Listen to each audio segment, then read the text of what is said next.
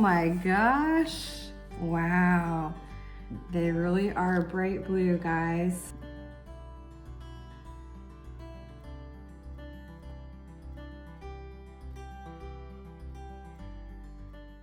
Welcome back, everybody. Today we are just now on the way to the post office. Very exciting because we are picking up our quail eggs. When you get a shipment of live eggs, they call you to be picked up at your carrier station. So that's what we're doing, and this has been a project a long time coming, so I can't wait to show you what these beautiful quail eggs look like.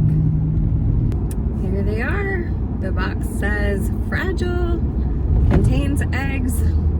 So there are 24 quail eggs in this box. What I'm gonna do, guys, is share with you the opening of the box as well as us getting the eggs set up in the incubator for this video. And we have never done any of this before. So this is a come along with me more than a how-to video. We have had chickens, several flocks of chickens in the past, but never hatched any type of eggs ourselves. And this is also our first adventure with quail. What's special about these quail eggs is they are Celadon quail eggs. So they are supposed to be a beautiful kind of light pastel blue color. It's a special gene that is bred for laying these beautiful type of eggs. So yeah, even more exciting. So stay tuned, we'll be unpackaging them. Okay, let's open these together, guys. These Celadon quail eggs are from Sadie Girl Farm. They are in North Carolina. And Julie, who owns and runs this operation, I've been following her on Instagram and YouTube for a couple years now.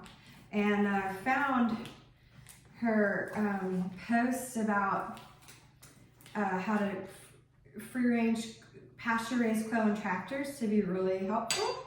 So let's get into this. Okay, so we've got an information card here, a bunch of like styrofoam packaging. I'll save that and reuse that for my own business. I've got some instructions here. Okay, they do not sell any eggs that are more than 2 days old, so that's awesome. They are stored fattened up in a climate-controlled environment and turned 3 times a day to ensure the highest viability for you. Okay, so in here is like a, oh my gosh, wow. They really are bright blue, guys. Look at that. Let me see if I can carefully get these out of here. They have beautiful, gentle speckling. So excited to show you guys a close-up of that. If I can gently get these out of here. Ooh. Oh, makes me nervous. I'm gonna put them on top of this pad to protect them. Would you look at that? That is so cool. 15 in this top one.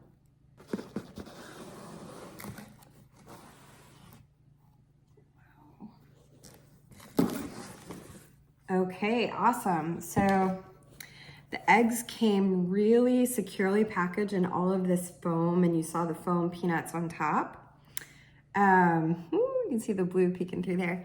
So what's really cool is they mentioned that they would send some extra eggs, and they did. So I ordered 24 and I actually got 30. I think that's a really, really nice thing for them to do. So I'm going to leave these the end up that they came with, the fat end up, and I'm going to read over the directions a little bit more.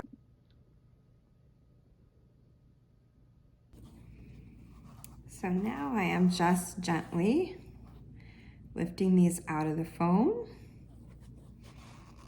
and we're gonna put them in the incubator. Wow, they're so lovely.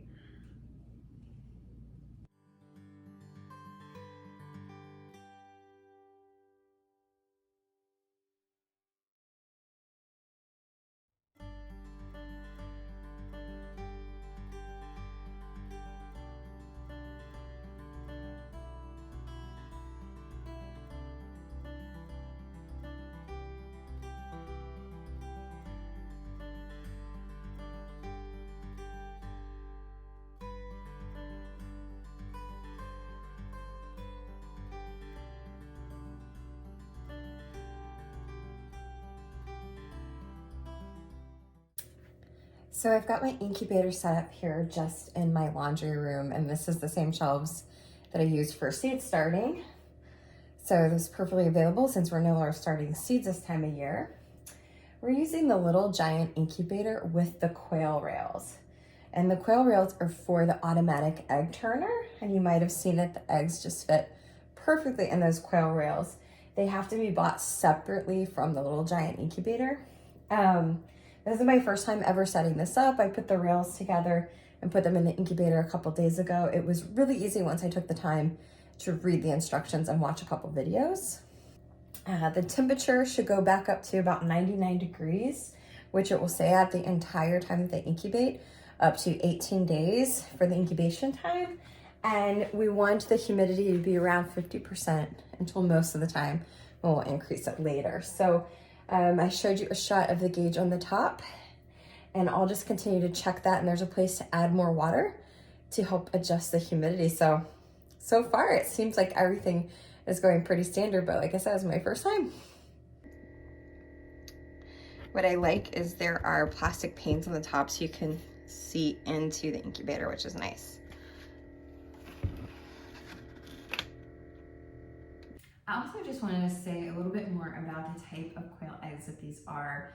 They are Celadon quail eggs, which is uniquely, the Celadon eggs are the unique trait of having these beautiful pastel blue colored eggs.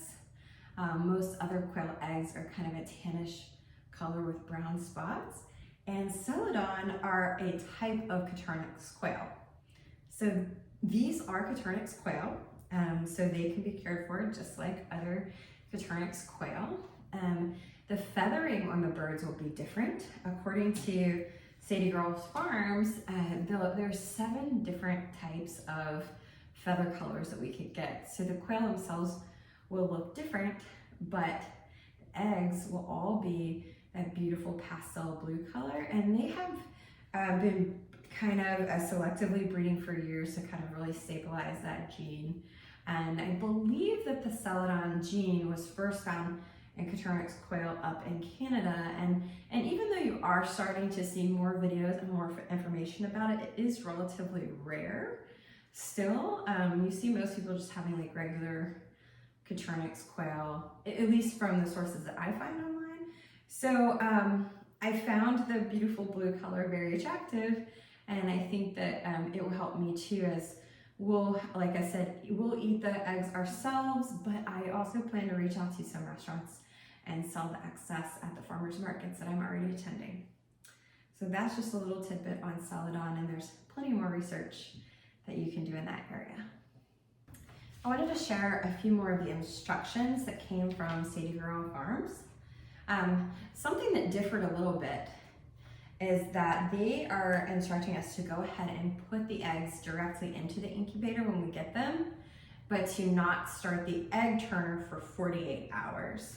They want us to put them into the incubator with the fat side up, and this will allow for the important air pocket in the egg to kind of come back together and reestablish itself after the jostling that it might have been subject to under shipping. So that's a little bit different, because a lot of the videos I watched said to just sit the eggs out as they came in the package at room temperature on a shelf or a counter for like 24 hours.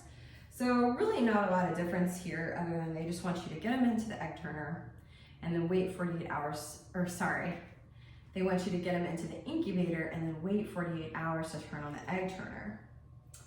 Let me just go over a couple more of the instructions that they say. So you'll have the egg turner on from 48 hours after they go into the incubator until day 15. And they usually hatch on day 18 and 19 according to this. But after day 15, you stop the egg turner, and that's what's known as lockdown. The eggs go into lockdown at that point. And once you've taken them out of the turning tray at that time, you increase the humidity to 70 to 80%. And they're very careful to say that once your eggs have gone into lockdown, do not open your incubator. Because even if you have one chick that's already hatched, they can live in the incubator for up to 48 hours without any additional food or water, because they're still getting the nourishment that they had from the yolk. And this is important because say one hatches before the rest of them and you're really tempted to take it out, what can happen is if you disturb the heat drops by opening the top or disturb the humidity, it can actually shrink wrap the other chicks that are trying to get out. So they caution you to be very careful not to do that. And it says it's safe to open the incubator on day 19 once most of the chicks are hatched and dry and fluffy and running around. Let's see. It says never help a chick out of the egg, even as tempting as it is. Let's see. And then some instructions for the brooder. We'll share all of that when the time comes for these to hatch. I thought I would, just towards the end of the video, go ahead and share just a few of our reasons for having the quail eggs. The first, foremost reason is just food for ourselves. We've kept chickens in the past and loved that. We're not doing chickens here at this new property because we have a smaller footprint and we still need to clear an appropriate area for the chickens. But we do have room for the quail, and so we wanted to get started with that as soon as possible. You might know from watching some of my other videos, it's a big goal of ours to opt out of the grocery store as much as possible. Many of us are now becoming aware of the fact that our food system is in crisis. It is so hard to find food that is not contaminated with pesticides, heavy metals, hormones, antibiotics. The food in the grocery stores is just on the decline as these factory farms get bigger and bigger. And so the only real way that we know of to combat that and ensure the health of our family is to produce our own food. So in addition to gardening, this is one of the steps that we're taking. So we will have the quail for eggs, most definitely. And though we have never processed animals before, other than of course the fish that we catch out of the bay all the time, this would be our first experience with dispatching and processing some of the quail to eat as meat as well. So that's why we're on this journey. I also already participate in farmers markets with my soap and herbal business. So in the past, I had sold our excess eggs at the markets, and that went really great. So I plan to do the same thing with the quail. So just a little bit of supplemental income to help offset the cost of feed and keeping them as well. So this is our journey into quail. If you are new or thinking of this yourself, I'll create several videos and put them into the playlist. This will be the first one. So thank you so much for being here. And please subscribe for all things homegrown and homemade. I've got tons of canning, gardening, soap making videos, herbal videos. So hope to see you around, and thanks again for being here. Bye.